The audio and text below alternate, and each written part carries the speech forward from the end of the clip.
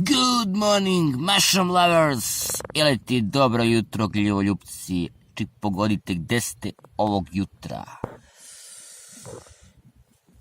Upućeni znaju, gljive đerdape su se dokopale praga.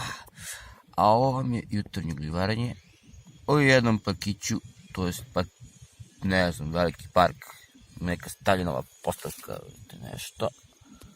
Pored Lutove. Kao što vidite, ovdje imamo neku foliotu, verovatno skvarozu, prelepi primjerci, mladi.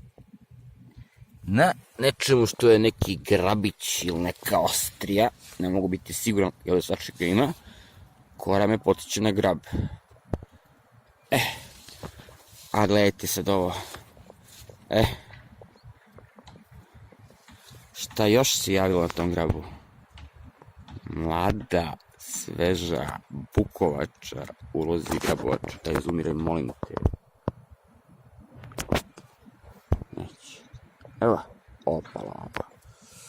Praška bukovača, to jest praška grabovača, Pleurotus stratus. A evo ga napokon. Uživajte, dragi moji gljivoljupci.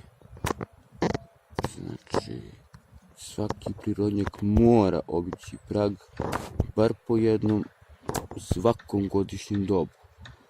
Zato što ljudi kakve botaničke bašte ovdje imaju, kakvi arboretumi, kom levelu rade ovdje, kako izučavaju prirodu, to se mora vidjeti barem jednom u životu.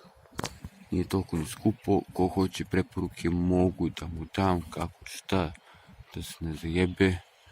Bilo je pozitivnih stvari, bilo je negativnih stvari, ali utisak u Pragu fantastičan.